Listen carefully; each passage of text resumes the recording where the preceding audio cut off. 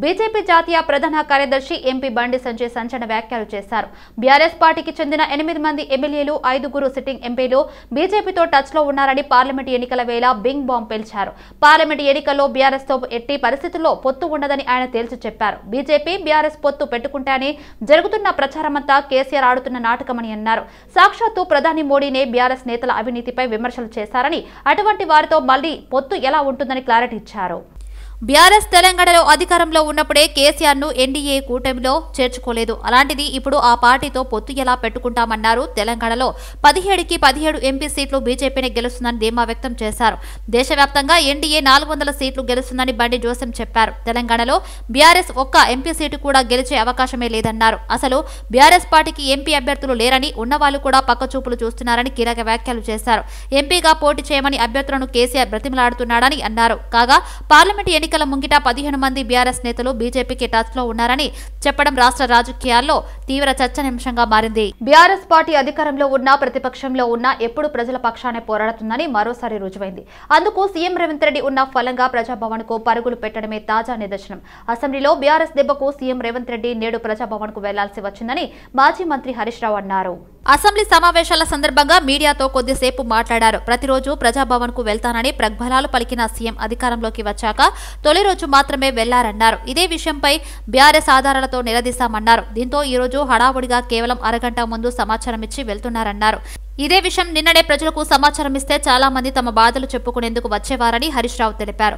BRS party ప్రతిపక్ష party పాత్రను హుందాగా పోషిస్తుందన్నారు. ప్రజా సమస్యలపై ఆరా తీస్తున్నారు. మీర్పేట్ మున్సిపల్ కార్పొరేషన్ పరిధిలోని ప్రశాంతి హిల్స్ కాలనీలో ఉన్న శ్రీ ద్వారకమాయి సాయిబాబా పీఠం పరమపూజ అవధూత శ్రీ సాయి కృపాకర యోగి గోపాలకృష్ణానంద స్వామీజీ రచించిన ఆదిత్య హృదయ గ్రంథం అనే పుస్తకాన్ని ఆవిష్కరించారు. ఈ సాయిబాబా ఆశీర్వాదం అందరికీ ఉండాలని, అలాగే దేశంలో రాష్ట్రానికి అంతా మంచిగా ఉండాలని, అందరూ సంతోషంగా ఉండాలని గవర్నర్ అన్నారు. స్వామీజీ అందరికీ మంచిగా సేవ చేస్తారు. మనుషులకే కాదు, కుక్కలకు కూడా నీళ్లు, నీడ, ఇల్లు, వాటి ఆరోగ్య పరిస్థితులు ఇలాంటివి కూడా తమ వంతు సేవా కార్యక్రమం చేస్తున్నారు. ఇది అందరూ చేయలేరు, స్వామీజీ మాత్రమే చేయగలరన్నారు. దాన్ని పూజించడానికి ఇక్కడికి వచ్చారు. స్వామీజీ సామాజిక సేవా కార్యక్రమం కొనసాగిస్తున్నారు అని అన్నారు. ఆదిత్య హృదయ గంధం పుస్తకాన్ని తెలంగాణ గవర్నర్ ఆవిష్కరించడం ఎంతో సంతోషమని స్వామీజీ అన్నారు. ఈ రోజు భౌతిక ప్రపంచంలో మానవులందరూ కరెన్సీ చుట్టూ తిరుగుతున్నారని, జ్ఞానం చుట్టూ తిరగడం లేదు అని అన్నారు. తల్లిదండ్రులు గౌరవించినోళ్ళు పుట్టలో పుడతారు అని అన్నారు. అందరికీ మంచి సేవ చేస్తాడు. 50 కుక్కలకు కూడా సక్సెస్ ఉన్నాడు. మనుషులాగి దీని ఆగారం, నీళ్లు, ఇల్లు, రక్షణ కల్పిస్తుంది. ఇది విపరీతమైన మనసు. అందరూ చెయ్యలేరు, స్వామీజీ మాత్రమే చెయ్యగలరు. రానున్న పార్లమెంటు ఎన్నికల్లో అత్యధిక ఎంపీ స్థానాలు గెలుచుకోవడమే లక్ష్యమని షర్లింగంపల్లి కాంగ్రెస్ పార్టీ ఇన్ఛార్జి జగదీశ్వర్ గౌడ్ చెప్పారు. మాజీ మంత్రి పట్నం మహేందర్ రెడ్డి, వికారాబాద్ జిల్లా జెడ్పీ చైర్మన్ సునీతారెడ్డిని ఆయన మర్యాదపూర్వకంగా కలిశారు. తెలంగాణ రాష్ట్ర ముఖ్యమంత్రి రేవంత్ రెడ్డి నాయకత్వంలో నడుస్తూ కాంగ్రెస్ పార్టీలో చేరుతున్న శుభ సందర్భంగా మహేందర్ రెడ్డిని మర్యాదపూర్వకంగా కలిశామన్నారు. షర్లింగంపల్లి నియోజకవర్గ కార్యకర్తలు, నాయకులతో కలిసి శుభాకాంక్షలు తెలిపారు.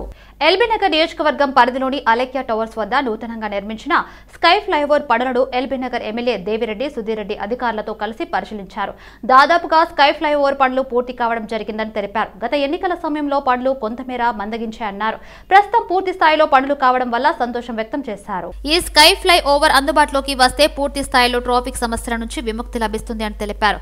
ఎల్బీనగర్ నియోజకవర్గ పరిధిలో ఉన్న ఫ్లైఓవర్లు మరెక్కడా లేవని తెలిపారు. రాబోయే రోజుల్లో మరికొన్ని చోట్ల ఎక్కడెక్కడ ట్రాఫిక్ ఇబ్బందులు ఉన్నాయో గుర్తించి అక్కడ కూడా నూతన ఫ్లైఓవర్లు నిర్మించడం జరుగుతుందని వెల్లడించారు. ఈ కార్యక్రమంలో జెహెచ్ఎంసీ ప్రాజెక్టు అధికారులు దేవానంద్, రవీందర్ రాజు, పరమేష్, రోహిణి, కార్తిక్ నాయకులు, అనంతుల రాజిరెడ్డి, చిరంజీవి, మధుసాగర్, కిరణ్, బంటి, శ్రీకాంత్ తదితరులు పాల్గొన్నారు. తాను కాంగ్రెస్ పార్టీలోకి వెళుతున్నట్లు వస్తున్న వార్తల్లో వాస్తవం లేదని మెట్టుగూడ కార్పొరేటర్ రాసూరి సునీత తెలిపారు. ఈ మేరకు మెట్టుగూడలోని కార్పొరేటర్ కార్యాలయంలో విలేకరుల సమావేశం నిర్వహించారు. డిప్యూటీ మేయర్ వెళుతున్న విషయం తనకు తెలియదని అన్నారు. ఈ రోజు తన ఈ స్థాయిలో ఉండి ప్రజాసేవ చేసే అవకాశం రావడానికి బీఆర్ఎస్ పార్టీ సహకారం, పద్మారావు గౌడ్ ప్రోత్సాహమేనని అన్నారు. నేను రాజకీయాల్లో ఉన్నంత కాలం పజ్జన్నతోనే ఉంటానని స్పష్టం చేశారు. సమావేశం అయితే మంచిగా జరిగింది. అందరు కార్పొరేటర్లు కూడా హ్యాపీగానే ఉన్నాము. ఏంటంటే మాకు ఈ రోజు గవర్నమెంట్ లేదంటున్నారు. గవర్నమెంట్ ఎందుకు లేదంటే మేము మేము కార్పొరేటర్లను సగం గవర్నమెంట్ ఉంది, మాకు కూడా హక్కు ఉన్నది, మేము కూడా కొట్లాడతాము. మాకు జిహెచ్ఎంసీలో వాళ్ళ కార్పొరేటర్స్ ఎవరు లేరని మమ్మల్ని జాయిన్ కామని మాకు కూడా కాల్స్ వస్తున్నాయి. కాబట్టి మేము బీఆర్ఎస్ పార్టీని వదిలి రామని చెప్పినాము. డిప్యూటీ మేయర్ కూడా ఆ రోజు రాని కారణం ఏంటంటే మా సిస్టర్ వాళ్ళ కూతురు మ్యారేజ్ ఉందని ఆల్రెడీ కాల్ చేసి చెప్పింది, మాకు చెప్పింది, మేయర్కి చెప్పింది, అందరికీ చెప్పింది, కార్పొరేటర్లతో కూడా మాట్లాడింది. కాబట్టి అవి తప్పు ప్రచారం వస్తున్నట్టుంది. జాయిన్ కావడం, జాయిన్ అయితే మేడం ఇష్టము, అట్లేం లేదు, ఎవరు ఎట్లుంటుందో వాళ్ళ ఇష్టం కాబట్టి మాకు సంబంధం లేదు. మాకైతే ఆ రోజు రాని కారణం అంటే మా సిస్టర్ వాళ్ళ కూతురు మ్యారేజ్ అని చెప్పింది. దానివల్ల నాకు కాల్ చేసింది, మేడంకి కాల్ చేసింది, నేను కూడా మేడంకి కాల్ చేసిన రాలేదని, మేడం కూడా కాల్ చేసి చెప్పింది.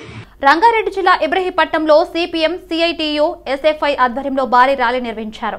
అనంతరం సాగర రహదారిపై రాస్తారోకో నిర్వహించారు. కార్మికులు పోరాడి సాధించుకున్న కార్మిక చట్టాలను నిర్వీర్యం చేస్తున్న కేంద్ర ప్రభుత్వం కార్మికుల పొట్టను కొట్టే 4 లేబర్ కోడ్లను తీసుకొచ్చిందని సిఐటియు నేతలు తెలిపారు. దీన్ని వెంటనే రద్దు చేయాలని వారు కోరారు. రైతులు పాలిట శాపంగా మారి రైతు చట్టాలను తెచ్చి రైతులను పొట్టకొట్టారని అన్నారు. విద్యుత్ చట్టాల సవరణ చేయాలని డిమాండ్ చేశారు. ఎల్ఐసి వంటి ప్రభుత్వ రంగ సంస్థలనే నిర్వీర్యం చేసే విధంగా ప్రైవేట్ సంస్థలకు అమ్మకానికి నిలిపివేయాలని డిమాండ్ చేశారు. విద్యారంగంలో బడ్జెట్ కేటాయింపులు పెంచాలని డిమాండ్ చేశారు. భారతదేశంలో ఉన్నటువంటి ప్రభుత్వ యంత్రాంగంలో ఉన్నటువంటి రక్షణ శాఖకు కూడా తెలిపిడి చేయడం అనేది కూడా జరిగింది. సంవత్సరం క్రితమే వచ్చే 2024 ఫిబ్రవరి 16 తారీఖు నాడు దేశవ్యాప్తంగా సమ్మె చేస్తా ఉన్నాం. మోడీ ప్రభుత్వం ఎన్నికల ముందు ఇచ్చినటువంటి హామీలన్నింటినీ కూడా నెరవేర్చడం లేదు. కార్మికులు పోరాడి సాధించుకున్నటువంటి కార్మిక చట్టాలని 4 కోట్ల కిందకి తీసుకొచ్చి కార్మికులందరికీ కూడా కనీస వేతనం అడిగే హక్కు లేదు. 8 గంటల పని దినాన్ని సాధించుకుంటే 12 గంటల పని దినాలని పెట్టి ఈ రోజు కార్మికుల శ్రమను దోసుకుంటున్నటువంటి పరిస్థితి మనం చూస్తా ఉన్నాం. గ్రామీణ ప్రాంతాల్లో, పట్టణ ప్రాంతాల్లో ఉన్నటువంటి కార్మిక వర్గం, ప్రజానికం అంతా కూడా ఎల్ఐసి పాలసీల ద్వారా భవిష్యత్ తరాల కొరకి ప్రతి ఒక్కరు కూడా ప్రభుత్వ యంత్రాంగంలో పనిచేస్తున్నటువంటి ఉద్యోగస్తులందరూ కూడా ఎల్ఐసి పాలసీ కింద పేమెంట్ చేసుకుంటే ఈ రోజు కేంద్రంలో ఉన్నటువంటి బీజేపీ ప్రభుత్వం ఎల్ఐసిను కూడా ప్రైవేటు వాళ్ళకు అప్పచెప్పడానికి పూనుకుంటున్నటువంటి పరిస్థితి మనం చూస్తా ఉన్నాం. కేంద్ర ప్రభుత్వంలో పనిచేస్తున్నటువంటి అధికార యంత్రాంగం గాని, రాష్ట్ర ప్రభుత్వంలో పనిచేస్తున్నటువంటి అధికార యంత్రాంగం గాని వాళ్ళందరూ కూడా జీతాలు తీసుకుంటున్న సందర్భంగా పిఎఫ్, ఈఎస్ఐకి సంబంధించింది ఇవన్నిటిని కూడా ఈ రోజు మేము రిటైర్మెంట్ అయిన తర్వాత మా పిల్లలకి, మా భవిష్యత్తుకు ఉపయోగపడుతుందనే ఉద్దేశంతో దాపెట్టుకుంటే ఈ రోజు కార్పొరేట్ సంస్థలకి ఈ రోజు ఆదాని, అంబానీకి అప్పచెప్తున్నటువంటి పరిస్థితి ఈ రోజు మనం చూస్తా ఉన్నాం. గత కొద్ది సంవత్సరాలుగా కేంద్ర ప్రభుత్వ విధానాలు సామాన్య మధ్యతరగతి ప్రజలకు గుదిబండగా మారాయని జనరల్ యూనిట్ ఫర్ తెలంగాణ సంఘం నాయకుడు రాజశేఖర్ రెడ్డి తెలిపారు. ఉప్పల్ రింగ్ రోడ్ లో జనరల్ యూనిట్ ఫర్ తెలంగాణ సంఘం ఆధ్వర్యంలో కేంద్ర ప్రభుత్వానికి వ్యతిరేకంగా నిరసన తెలిపారు. ఇప్పుడు కేంద్ర హోంశాఖ మంత్రి అమిత్ షా బ్రిటిష్ వారు అవలంబిస్తున్న చట్టాలను మార్చి ఐపీసీకి బదులుగా భారతీయ న్యాయ సన్నహిత 106 క్లాస్ 1 లేదా 2 తీసుకువచ్చి డ్రైవర్ రోడ్డుపైన యాక్సిడెంట్ చేస్తే 10 ఏళ్లు జైలు శిక్ష, 7 లక్షల రూపాయల జరిమానా విధిస్తే డ్రైవర్ కుటుంబ పరిస్థితి ఏంటని రాజశేఖర్ రెడ్డి ప్రశ్నించారు. జీవోలోని వెనక్కి తీసుకోవాలని రవాణా రంగ కార్మికులు డిమాండ్ చేశారు. లేని పక్షంలో దశల వారీగా ఉద్యమిస్తామని హెచ్చరించారు. దేశంలో జరుగుతున్నటువంటి ఈ రవాణా రంగ బంద్కి మా యూనియన్ తరపున పూర్తి మద్దతు ప్రకటిస్తున్నాం. అదేవిధంగా ఈ రవాణా రంగ కార్మికులపై కేంద్ర ప్రభుత్వం తెచ్చినటువంటి నల్ల చట్టం ఏదైతే ఉందో, చట్టం నెంబర్ 106/12 ఈ చట్టాన్ని వెంటనే రద్దు చేయాలి. ఇది పూర్తిగా మా డ్రైవర్ సోదరులకి మెడ మీద కత్తిలాగా పెట్టింది కేంద్ర ప్రభుత్వం. దీనికి ఈ చట్టానికి పూర్తిగా డ్రైవర్లనే బాధ్యతలు చేస్తూ ఈ దొంగ చట్టం, నల్ల చట్టాన్ని తీసుకొచ్చింది. ఇది వెంటనే రద్దు చేయాలని మేము రవాణా కార్మికులుగా కేంద్ర ప్రభుత్వానికి విజ్ఞప్తి చేస్తున్నాం. అదేవిధంగా ఈ చట్టంలో ముఖ్యంగా మేము డ్రైవర్లు నష్టపోయేది ఏంటంటే, హిట్ అండ్ రన్ అనేది ఇది కొత్తదేం కాదు, గత కొన్ని సంవత్సరాల నుంచి ఉంది. కాకపోతే అది 304A కింద పరిగణిస్తుండే. 304లో ఏముంటుండే, 2 సంవత్సరాలు జైలు శిక్ష లేదంటే జరిమానా, ఈ విధంగా ఉండి బెయిలబుల్ ఉంటుండే. ఈ మన కేంద్ర హోంశాఖ మంత్రివర్యులు అయినటువంటి అమిత్ షా గారు బ్రిటిష్ వాళ్ళు పెట్టినటువంటి చట్టాలను మనం ఎన్ని రోజులు మొయ్యాలి, మనం ఎన్ని సంవత్సరాలు దీన్ని అవలంబించాలని వీళ్ళు కొత్తగా ఐపీసీని తీసేసి భారతీయ న్యాయ సన్నిహితాన్ని తీసుకొచ్చి దాంట్లో 106 క్లాస్ 1 or 2 తీసుకొచ్చి దీంట్లో రోడ్డు మీద యాక్సిడెంట్ జరిగితే పంజాబ్ హర్యానా సరిహద్దులో ఉద్యమం చేస్తున్న రైతుల దేశవ్యాప్త సమ్మె గ్రామీణ బంద్ పిలుపుతో భాగంగా ఉస్మానియా యూనివర్సిటీలోని ఏఐఎస్ఎఫ్ పారిశుద్ధ్య కార్మికులు సంయుక్తంగా కలిసి రైతులకు రైతు ఉద్యమానికి మద్దతు తెలిపారు. దేశానికి అన్నం పెట్టే రైతన్నను శాంతియుతంగా నిరసన చేయకుండా నిర్బంధాలకు గురిచేయడం ప్రజాస్వామ్యానికి విఘాతమని అన్నారు. రైతుల ప్రధాన డిమాండ్లైన వ్యవసాయ రంగ ఉత్పత్తులకు కనీస మద్దతు ధర నిర్ణయించి దానికి చట్టబద్ధతను కల్పించాలని ఎంఎస్ స్వామినాథన్ కమిటీ సిఫార్సులు అన్నింటినీ అమలు చేయాలని అన్నారు. రైతులకు వ్యవసాయ కార్మికులకు పింఛన్లు ఇవ్వాలని కోరారు. తొలి మలిదశ ప్రత్యేక తెలంగాణ రాష్ట్ర ఉద్యమంలో పనిచేసిన ఉద్యమకారుల ఆత్మీయ సమ్మేళనానికి ఉద్యమకారులు హాజరై విజయవంతం చేయాలని ఎస్సీ కార్పొరేషన్ మాజీ చైర్మన్ పిడమర్తి రవి పిలుపునిచ్చారు. నకిడికప్పుల్లోని సెంట్రల్ కోర్టు హోటల్లో రేపు ఉదయం 11 గంటలకు సమావేశం ప్రారంభమవుతుందన్నారు. కాంగ్రెస్ ఇచ్చిన హామీ ప్రకారం ప్రతి ఉద్యమకారునికి 250 గజాల ఇంటి స్థలం, ఇతర ప్రయోజనాల గురించి చర్చించనున్నట్లు చెప్పారు. తెలంగాణ రాష్ట్రం కోసం పనిచేస్తున్నటువంటి వైద్య విద్యార్థులు, తెలంగాణ ఉద్యమ నాయకులు రేపు జరిగే తెలంగాణ ఉద్యమకారుల ఆత్మీయ సమ్మేళనం కావాల్సింది మేము చేస్తా ఉన్నాం. ముఖ్యమంత్రి రేవంత్ రెడ్డి గారు ఇస్తున్నటువంటి 250 గజాల స్థలం చర్చించడానికి, భవిష్యత్ కార్యాచరణ కోసం, తెలంగాణ ఉద్యమకారులకు లాభమైనటువంటి నిర్ణయాలు తీసుకోవడం కోసం రేపు జరిగే సమావేశాన్ని విజయప్రదం చేయాల్సింది కోరుతా ఉన్నాం. ఈ సమావేశం రేపు 17వ తారీఖున సెంట్రల్ కోర్టు లగెట్కప్పుల్లో జరుగుతుంది కాబట్టి ఉదయం 11 గంటల నుంచి సాయంత్రం 3 గంటల వరకు హాజరై తమ అమూల్యమైన సందేశాన్ని ఇవ్వాల్సిందిగా కోరుతున్నాం. వందల మందికి ఆరోగ్యాన్ని అందించాల్సిన పట్టణ ప్రాథమిక ఆరోగ్య కేంద్రం సమస్యలతో సతమతమవుతుంది. ఒకవైపు సిబ్బంది కొరత వేధిస్తుండగా మరోవైపు ప్రహరీకి గేటు లేకపోవడంతో ఆకతాయిలు మందుబాబులకు అడ్డాగా మారింది. బంజారాహిల్స్ రోడ్ నంబర్ 3 షాకత్ నగర్ బస్తీలో 2001లో ప్రారంభమైన పట్టణ ప్రాథమిక ఆరోగ్య కేంద్రం 10కి పైగా బస్తీల ప్రజలకు వైద్య సేవలు అందిస్తుంది. ఆసుపత్రిలో అవసరమైన మౌలిక వసతులు ఉన్నాయి. తెలంగాణ డయాగ్నోస్టిక్ సైతం ఇక్కడ అందుబాటులో ఉంది.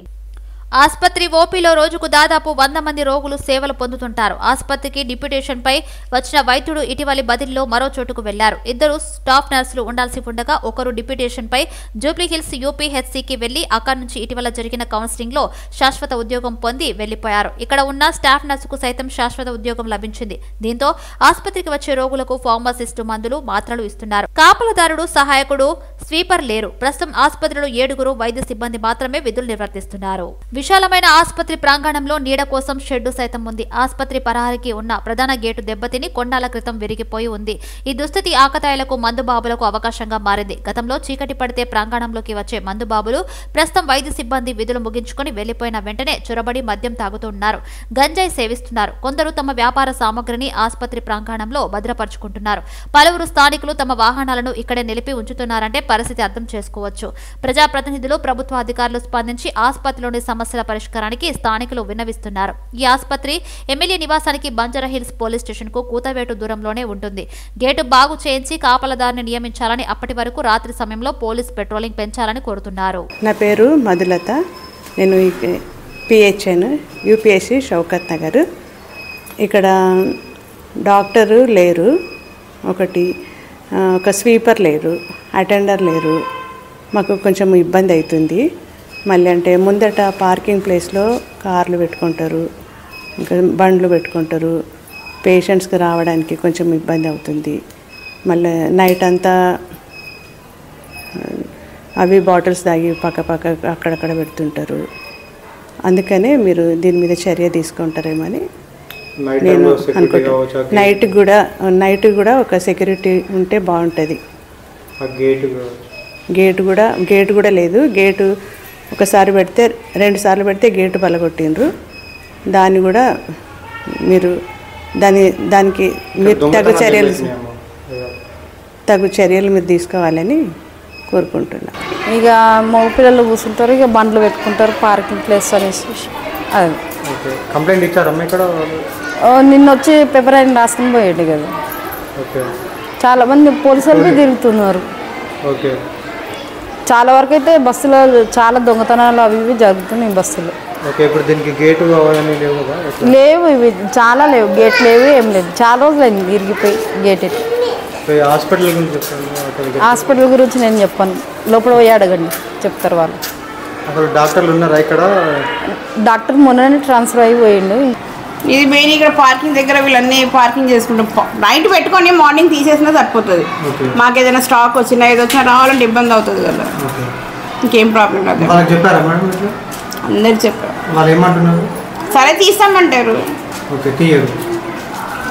అది కాకుండా రాత్రి పూట మీకు సమస్యలు ఏమన్నా? గేటు వచ్చు.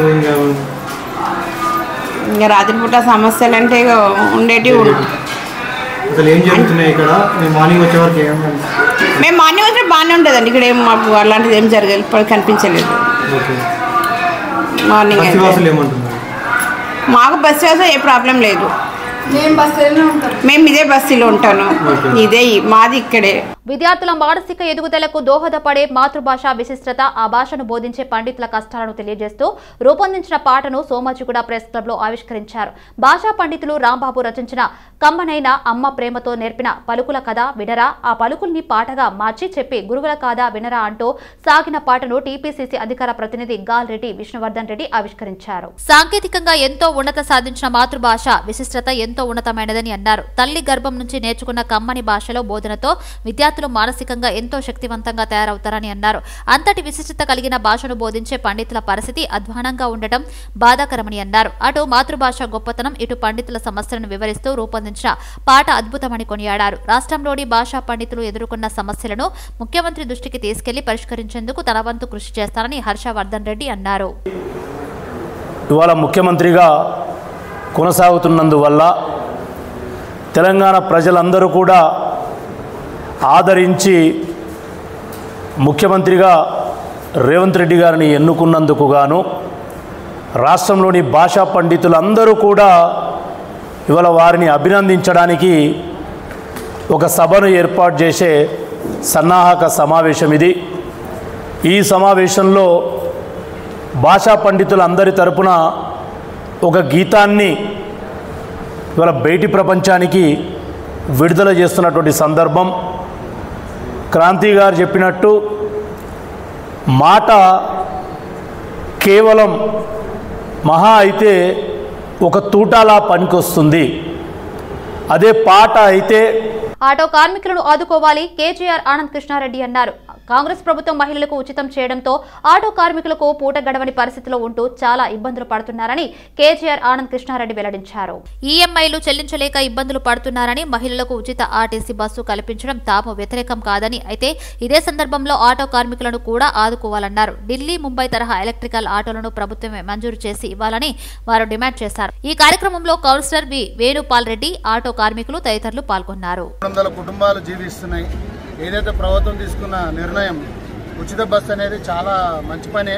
కానీ దీంతోపాటు మా కార్మికులు కూడా, ఆటో కార్మికులు కూడా రోడ్డు మీద పడ్డారు. వాళ్ళకి గిట ఉచితంగా ఆటోలు ఇవ్వడం కానీ, డీజిల్ పోసుకొని నడిపేయలేని పరిస్థితుల్లో ఉన్నారు. ఇప్పుడు పిల్లలకు స్కూల్ ఫీజు కట్టలేని పరిస్థితులు ఉన్నారు, తిండి పెట్టలేని పరిస్థితులు ఉన్నారు. కాబట్టి గవర్నమెంట్కి మేము టీఆర్ఎస్ నుంచి మేము రిక్వెస్ట్ చేసుకుంది ఏంటంటే, మా ఆటో కార్మిక సోదరులకు ఎలక్ట్రికల్, ఇప్పుడు డీజిల్ పోసుకోవాలంటే చాలా ఇబ్బంది అవుతుంది. కాబట్టి ఎలక్ట్రికల్ ఏదైతే వాహనాలు ఉన్నాయో, ఇప్పుడు ఢిల్లీలో ఉన్నాయి, బాంబేలో ఉన్నాయి, అలాంటి వాహనాలు మా కార్మిక సోదరులకు ఉచితంగా ఇవ్వడం జరిగితే మా ఇండస్ట్రీ కాబట్టి ఇండస్ట్రీలో నడుపుకోగలుగుతారు, భార్య పిల్లలతో జీవించగలుగుతారు. కాబట్టి ప్రభుత్వానికి మేము హెచ్చరిస్తున్నాం, మీరైతే ప్రజలకు చేసినది చాలా మంచి పనే, కానీ దాంతోపాటు మా కార్మిక సోదరులు గిట, ఆటో కార్మిక సోదరులు ఆదుకోవాలని చెప్పి మేము డిమాండ్ చేస్తున్నాం. ఇది తొందరలో మీరు గిట కార్మిక సోదరులు ఆదుకోకపోతే ఇంకా దీన్ని పెద్ద ఎత్తుగా చేస్తామని చెప్పి హెచ్చరిస్తున్నాం. మలిదశ ఉద్యమ కిరణం అమరవీరుడు సిరిపురం యాదయ్య 14వ వర్ధంతి సందర్భంగా కొత్తపేట యాదయ్య చౌరస్తాలో వర్ధంతి జయంతి పోస్టర్లు ఆవిష్కరించారు. ఈ సందర్భంగా అఖిలపక్ష నాయకులు, ప్రముఖ జాతీయ పార్టీలకు సంబంధించిన అధ్యక్షులు పోస్టర్లు ఆవిష్కరించారు. ప్రత్యేక తెలంగాణ రాష్ట్రం అవతరించింది అంటే అది కేవలం ఎందరో విద్యార్థుల ఆత్మ బలిదానాల వల్లే అని గుర్తు చేస్తున్నారు. త్యాగాలను ఎన్నటికీ మరువలేనివి. అలాగే ఈ నెల ఫిబ్రవరి 17న సిరిపురం యాదయ్య జయంతి, అలాగే ఫిబ్రవరి 20న ఆయన వర్ధంతిని పురస్కరించుకొని యావత్ తెలంగాణ ప్రజలు, ప్రజా సంఘాల నాయకులు సిరిపురం యాదయ్యని గుర్తు చేసుకుంటూ వారి చిత్రపటాలకు పూలమాలలు వేసి నివాళులర్పించాలని పిలుపునిచ్చారు. ఈ కార్యక్రమంలో విఎం హోంపూర్వ, విద్యార్థుల సంఘం నాయకులు Siddhu Mudiraj, Taranga foundation chairman Siliveru Venkat Kumar, social justice party president Chamakura Raju, workers party రాష్ట్ర అధ్యక్షుడు రాయబండి పాండురంగాచారి, వర్కర్స్ పార్టీ రాష్ట్ర సహాయ కార్యదర్శి ఎస్వి రాములు, ఉద్యమ నాయకులు గోరే శ్యామ్ సుందర్ గౌడ్ గారు, జనసమితి రంగారెడ్డి జిల్లా అధ్యక్షుడు నాయకులు పల్లె వినయ్ కుమార్, కేవీ గౌడ్ తదితరులు పాల్గొన్నారు.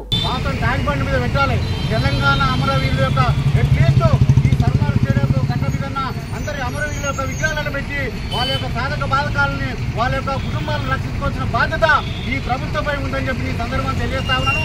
అదేవిధంగా ఈ కొత్తపేట చౌరస్తాని మా వైపు నుంచి మా అందరి పక్షాన వాస్తవం కొత్తపేట చౌరస్తాని తిరుపురం యాదే చౌరస్తగా నామకరణం చేయాలని చెప్పి మేము ప్రధానంగా కోరుతా ఉన్నాం. అదేవిధంగా పాఠశాలలో చేర్చి తెలంగాణ అమరవీరుల యొక్క ఆశయాల్ని ఈ రాష్ట్రం కొనసాగించాలని చెప్పి రాబోయే రోజుల్లో భవిష్యత్తులో ఈ అమరవీరుల యొక్క ఆశయాల్ని ఏ ప్రభుత్వం అయితే ఆశిస్తుందో ఆ ప్రభుత్వాన్ని మేము ఎంకరేజ్ చేస్తామని చెప్పి ఈ సందర్భంగా తెలియజేస్తా ఉన్నాం. ఈ 2 కార్యక్రమాలు విజయవంతం చేయాల్సిందిగా ఎల్బీనగర్, మహేశ్వరం నియోజకవర్గ తెలంగాణ ఉద్యమకారులందరికీ ఈ సందర్భంగా పిలుపునిస్తున్నాం. అంతేకాకుండా ఈ రాష్ట్ర ప్రభుత్వము తెలంగాణ అమరవీరులకు, ముఖ్యంగా విద్యార్థి అమరవీరుల కుటుంబాలకు తగిన న్యాయం చేయాలని డిమాండ్ చేస్తూ గతంలో ఈ అమరవీరుల కుటుంబాల తరఫున ముఖ్యమంత్రి రేవంత్ రెడ్డి గారికి పలు డిమాండ్లతో కూడిన వినతి పత్రం సమర్పించడం జరిగింది. అందులో 5 ఎకరాలు ఇంకా వర్ధంతి చేస్తున్న ప్రభుత్వం. పటంచెరు నియోజకవర్గం పాషమైలారం పారిశ్రామిక వాడలో సంగారెడ్డి జిల్లా కలెక్టర్ పర్యటించి వివిధ కంపెనీలు అగ్నిమాపక పరికరాలు లేకపోవడంతో అధికారులపై మండిపడ్డారు. దీనితో అధికారులు భద్రతా ప్రమాణాలు పాటించని కంపెనీపై కొరడా చూపించారు. పారిశ్రామిక వాడలో 3 పరిశ్రమలను అధికారులు సీజ్ చేశారు. కలెక్టర్, ఎస్పీ, రెవెన్యూ, పీసీబీ అధికారులతో కలిసి ఆకస్మిక తనిఖీలు నిర్వహించారు. సాలుబ్రియాస్, విటల్, సింథటిక్, వెమ్కర్ కెమికల్స్ పరిశ్రమలో అగ్నిమాపక పరికరాలు లేనట్లు గుర్తించారు. వీటిని అధికారులు సీజ్ చేశారు. మలక్పేట్ అక్బర్బర్ కిషా జ్యువెలర్స్ లో దాడి చేసి చోరీకి పాల్పడిన కేసును ఛేదించామని south east zone DCP Daravath Janaki తెలిపారు. 3 నిందితులు నసీం అజీజ్ కోటాడియా, షౌకట్ రాయిని వారిస్ ర్యాపిడో రైడర్స్ అని తెలిపారు. 14వ తేదీ ముగ్గురు కిష్వా జ్యువెలర్స్ లో యాజమాని కొడుకుపై దాడి చేశారని, కొద్ది రోజుల క్రితం A1 కిష్వా జ్యువెలర్స్ వద్ద ఒక కస్టమర్ ను డ్రాప్ చేశాడన్నారు. జ్యువెలరీ షాప్ లో ఒక్కడే వ్యక్తి ఉండడాన్ని గమనించి చోరీ ఈజీగా చేయొచ్చని భావించి విషయం A2, A3కి చెప్పారన్నారు. ముగ్గురు కలిసి చోరీ చేయడానికి రెక్కి నిర్వహించారని, 14వ తేదీ మధ్యాహ్నం 1:20 కత్తితో దాడి చేసి బంగారం, వెండి ఆభరణాలను అపహరించారని తెలిపారు. టెక్నికల్ ఎవిడెన్స్ ఆధారంగా నిందితులను గుర్తించామని డీసీపీ దారావత్ జానకి పేర్కొన్నారు. 3 నిందితులపై గతంలో ఎలాంటి కేసులు లేవన్నారు. నిందితుల నుండి 330 గ్రాముల బంగారు ఆభరణాలు, 124 వెండి ఆభరణాలు, 3 3-2 wheelers, 2 mobile phones, 2 face mask, మొత్తం 24 లక్షల విలువ చేసే సొత్తు స్వాధీనం చేసుకున్నామని డీసీపీ వెల్లడించారు. దీని తర్వాత ఈ అఫెన్స్ అవ్వగానే south east task force, Chaderghat crime team 2 కూడా టెక్నికల్ ఎవిడెన్స్ మీద వర్కౌట్ చేయడం జరిగింది. దాని ప్రకారంగా ఒక 3 మేము ఐడెంటిఫై చేసి వాళ్ళే ఈ అఫెన్స్ చేశారని గుర్తించాము. వీళ్ళు 3 కూడా మనం ఈరోజు మార్నింగ్ కస్టడీలోకి తీసుకోవడం జరిగింది. ఈ 3 కూడా అందులో ఒకతను Nazim Aziz Kotadia and Shaukat rainy and warriors, వీళ్ళు 3 కూడా ర్యాపిడో రైడర్స్ లాగా చేస్తున్నారు.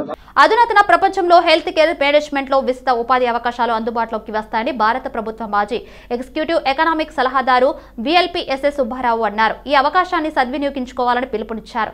యూజీ స్థాయిలో BBA కోర్సును హైదరాబాద్ లో తొలిసారిగా ప్రకటించారు. రాష్ట్ర వ్యాప్తంగా MMS కళాశాలతో పాటు కాకతీయ యూనివర్సిటీ పరిధిలోని మరో 3 కళాశాలలో ఈ కోర్సును ప్రారంభించినట్లు చెప్పారు. కోర్సుకు సంబంధించిన అధ్యాపకులకు 2 రోజుల శిక్షణ కార్యక్రమాన్ని MMS కళాశాలలో ప్రారంభించారు. ఈ కార్యక్రమానికి ముఖ్య అతిథిగా సుబ్బారావు హాజరయ్యారు. ఈ సందర్భంగా కోర్సు పాఠ్య ప్రణాళిక రూపకల్పన, ఇతర సహాయ సహకారాల కోసం health care sector skill council తో అవగాహన ఒప్పందాన్ని ఆయా కళాశాలలు కుదుర్చుకున్నాయి.